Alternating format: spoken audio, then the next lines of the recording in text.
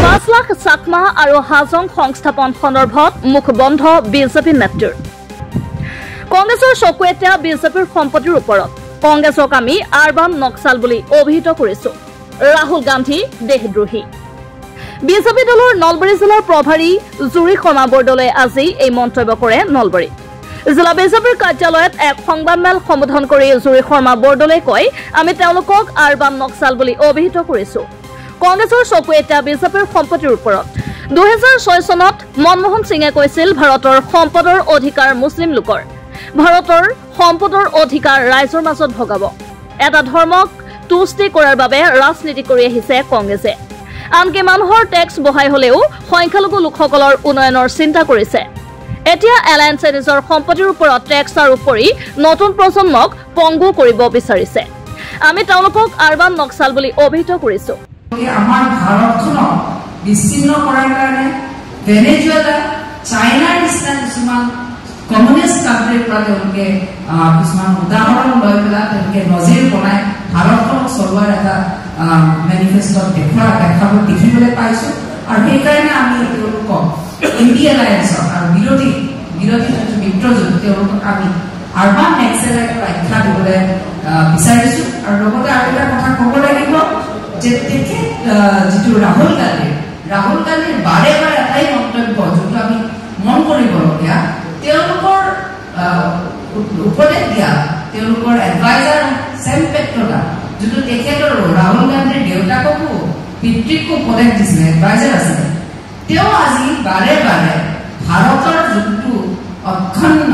সেইটো যে কৰবাত ভাঙিবলৈ চেষ্টা কৰিছে তেনেকুৱা গম পোৱা গৈছে সাংবাদিকৰ এক প্ৰশ্নৰ উত্তৰত তেওঁ কৈছে গৰু খুটিকে ধৰি ৰাজ্যখনৰ বিভিন্ন প্ৰান্তৰ উচ্চাৰিত লোকসকলক সংস্থাপিত কৰা হৈছে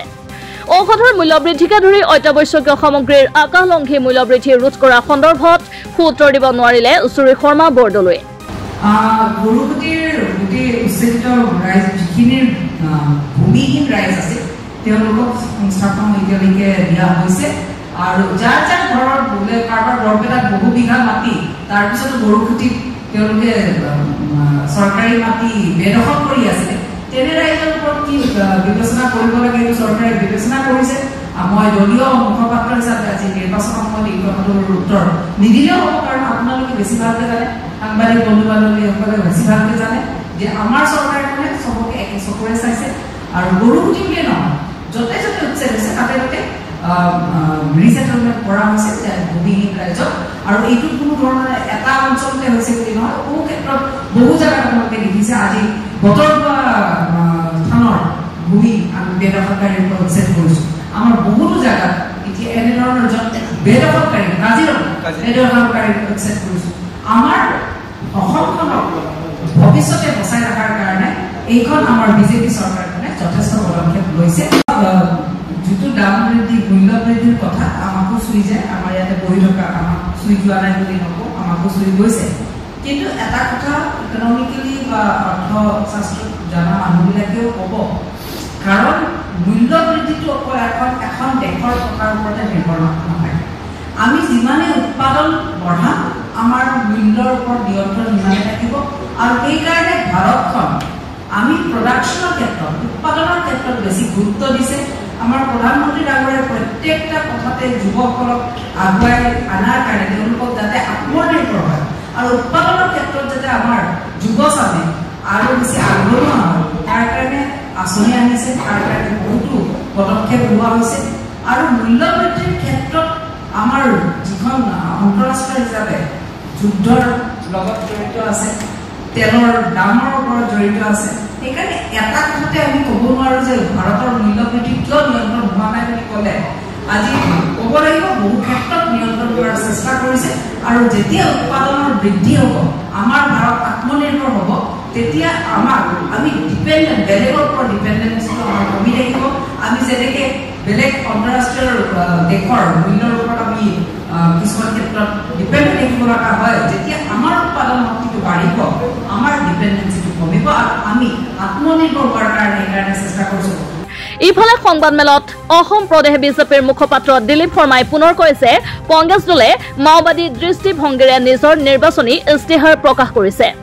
কংগ্ৰেছ দলে তুষ্টিকৰণৰ ৰাজনীতি কৰিবলৈ বিচাৰিছে। কংগ্ৰেছ দলে কেৱল সংখ্যালঘু লোকসকলক আগবঢ়াই নিয়াৰ কথা কয়। তেওঁলোকে সংখ্যাগুৰু লোকৰ কথা নকয়। তেওঁলোকে সমাজখন অস্থিৰ কৰিব বিচাৰে।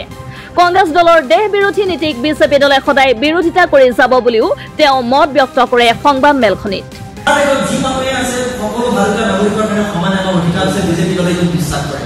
সকলো ধৰণৰ আঁচনি সকলো ধৰণৰ কাম কাজ সকলো মানুহ সমানে ভগাই দিয়া হৈছে। আজি যিমান আজি যোৱা 10 বছৰ আজি কেন্দ্ৰীয় চৰকাৰৰ যিবোৰ আঁচনি অসমৰ হিমন্ত বিশ্ব শৰ্মা ডাঙৰীয়াৰ যিবোৰ আঁচনি এই আঁচনিবোৰত আমি কাকো ডিছক্ৰিমিনেশ্যন কৰা নাই, কাকো বৈষম্য কৰা নাই। সকলো মানুহ সমানে বিকাশৰ কাৰণে সৰ্বকেইটা গুৰুত্ব আৰোপ কৰা হৈছে। সমানে গুৰুত্ব আৰোপ কৰাৰ জৰিয়তে মানুহখিনিক আগবঢ়াই নিবলৈ বিচৰা হৈছে। কিন্তু কংগ্ৰেছে মাত্ৰ সদায় দেশত 15% মানুহৰ কথা কিয় কয়? 85% মানুহক কংগ্ৰেছে কিয় ইগনোৰ কৰি আহিছে?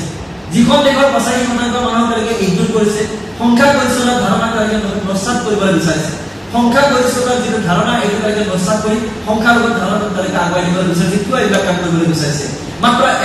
মানে একাংশ মানুহক যিকেইটা পুষ্টিকৰণৰ জৰিয়তে সংখ্যালঘু মানুহখিনিৰ পুষ্টিকৰণৰ জৰিয়তে তেওঁলোকে ক্ষমতালাভৰ বাহিৰৰ সপোন ৰচিছে। আৰু এই মানুহখিনিৰ কিন্তু উন্নতি হোৱা নাই তেওঁলোকৰ দিনত। এই মানুহখিনিৰ সদায় সংঘাতৰ মাজেৰে তেওঁলোকে জীৱন অতিবাহিত কৰিবলগীয়া হৈছে কংগ্ৰেছৰ শাসনকালত। এই কথাখিনি তেওঁলোকক গলেখিনি মানুহে নিজে এতিয়া কয়। গতিকে আমি ক'বলৈ বিচাৰিছোঁ ভাৰতীয় জনতা পাৰ্টীয়ে কংগ্ৰেছৰ এই ৰাজনীতিয়ে দেশখন পুনৰ এক বিভাজনৰ পিনে লৈ যাব, পুনৰ দেশত অস্থিৰতা সৃষ্টি কৰিব। তেওঁলোকে যি মাওবাদী যি দৃষ্টিভংগী, এই মাওবাদী দৃষ্টিভংগী কল্যাণকামী দৃষ্টিভংগীৰ পৰিপন্থী। এই মাওবাদী দৃষ্টিভংগী তেওঁলোকৰ আমাৰ যিটো সম আঁচনি বা আমাৰ সম বিকাশৰ যিটো ধাৰণা বিজেপি দলৰ আজি সৰ্বাংগীন উন্নয়নৰ যি ধাৰণা এই উন্নয়ন ধাৰণা এই পৰিপন্থী এই মাওবাদী দৃষ্টিভংগী তেওঁলোকে বিচাৰিছে মাত্ৰ এক অস্থিৰতা। যি অস্থিৰতা সমাজখন ছিন্ন ভিন্ন কৰি পেলাব, ঠান মান কৰি পেলাব, ভাঙি পেলাব, তেওঁলোকে সেইটো বিচাৰি আছে। সমাজ যিমান অস্থিৰ হ'ব কংগ্ৰেছৰ কাৰণে কিমান লাভৱান হ'ব কংগ্ৰেছে এই কথা উপলব্ধি কৰে। বিজেপিৰ জিলা সভাপতি মৃগাংক তালুকদাৰ, জিলা মিডিয়া কোষৰ আহ্বায়ক কুলদীপ কলিতা উপস্থিত থকা সংবাদ মেলখনিৰ অন্তত সাংবাদিকৰ সৈতে হোৱা এক সাক্ষাৎকাৰত জুৰি শৰ্মা বৰদলৈ ৰাহুল গান্ধী আৰু ইণ্ডিয়া এলায়েন্সৰ বিৰুদ্ধে সোচ্চাৰ হৈ পৰে। অন্যহাতে কেন্দ্ৰীয় মন্ত্ৰী কিৰেণ ৰিজিজুৱে 5 লাখ চাকলা আৰু হাজং সম্প্ৰদায়ৰ লোকক অসমত সংস্থাপন দিয়াৰ যুঁজা চলোৱা বুলি কৰা মন্তব্যৰ সন্দৰ্ভতো প্ৰতিক্ৰিয়া প্ৰকাশ কৰিব নোৱাৰিলে জুৰি শৰ্মা বৰদলৈয়ে। মুখ্যমন্ত্ৰীৰ ফালে ঠেলি বিষয়টোৰ পৰা এৰি চলিলে বিজেপি নেত্ৰীগৰাকীয়ে। ৰাইজে যাতে জানে যে যদি আকৌ একবাৰ কংগ্ৰেছ যদি কেতিয়াবা আহে, যিটো আমি বিশ্বাস ৰাইজে এই ভুলটো কেতিয়াও নকৰে, আকৌ ভাৰতখনত ভ্ৰষ্টাচাৰ, লুট আৰু আমাৰ যিখিনি সংখ্যাগৰিষ্ঠ মানুহ আছে তেওঁলোকৰ সম্পত্তি, আমাৰ দলিতেই কওক, আদিবাসীয়ে কওক, আৰু বেছি পিছপৰি থকা অন্য পিছপৰা জাতিয়ে কওক, তেওঁলোকৰ পৰা যিখিনি আমাৰ ভাৰতৰ সম্পত্তি আছে বা তেওঁলোকৰ যিখিনি ৰিচৰ্চৰ ওপৰত অধিকাৰ আছে সেই অধিকাৰৰ পৰা তেওঁলোকক বঞ্চিত কৰি সংখ্যালঘু মুছলিম সংখ্যালঘুৰ ওপৰত তেওঁলোকে তুষ্টিকৰণৰ ৰাজনীতি তেওঁলোকে যোনটো কৰিছে সেইটোৰ দুইমুখীয়া যোনটো তেওঁলোকৰ চেহেৰা তেওঁলোকে দেখাব যায়, ক'ৰবাত মন্দিৰত যাই পেলাই নিজে ডাঙৰ ডাঙৰ তিলক লগাই দেখায়, কিন্তু আচলতে তেওঁলোকে যে অকল সংখ্যালঘু মুছলিম সংখ্যালঘুৰ তুষ্টিকৰণৰহে ৰাজনীতি কৰে সেই তেওঁলোকৰ মুখাখন আমি খুলি দিয়াৰ চেষ্টা কৰিছোঁ। ৰাইজে বুজি পোৱা উচিত যে কংগ্ৰেছে কেনেধৰণৰ ষড়যন্ত্ৰ কৰি আছে আৰু আমাৰ মধ্যবিত্ত ৰাইজক কেনেধৰণৰকৈ তেওঁলোকে লুটিব বিচাৰিছে বা তেওঁলোকে এক্সপ্লইট কৰিব বিচাৰিছে, শোষণ কৰিব বিচাৰিছে। কাৰণ যিবোৰ টেক্সৰ তেওঁলোকে এটা চিন্তা কৰিছে, প্ৰপাৰ্টি টেক্স, যিবোৰ আমাৰ পৈতৃক সম্পত্তি আমি পাম, আমাৰ ল'ৰা ছোৱালীয়ে পাব, তাৰ ওপৰতো টেক্স দিয়াৰ এটা কথা তেওঁলোকে চিন্তা কৰিছে। চিদাম্বৰম ডাঙৰীয়াই আনকি মিডিল ক্লাছ মধ্যবিত্ত ৰাইজৰ ওপৰত বেছি টেক্স দিব লাগে সেই তেনেধৰণৰ কথা চিন্তা কৰিছে। আৰু লগতে আপোনালোকে জানে যি কথাটো কৈছে যে ৱেলথৰ ওপৰত আমাৰ যিমান দেশৰ সম্পদ আছে সেই সম্পদৰ ওপৰত বেছি অধিকাৰ বোলে সংখ্যালঘু মুছলিম সংখ্যালঘুসকলৰহে বেছি, য'ত আমি বিজেপিয়ে ভাবোঁ যে আমাৰ যিখিনি জনজাতি আছে, আমাৰ যিখিনি পিছপৰা আমাৰ জনতা আছে সেই সমাজৰ সেই মানে ছেকশ্যন অফ পিপল তেওঁলোকে পাব লাগে আৰু তেওঁলোকৰহে অধিকাৰ বেছি। News desk report, Assam voice.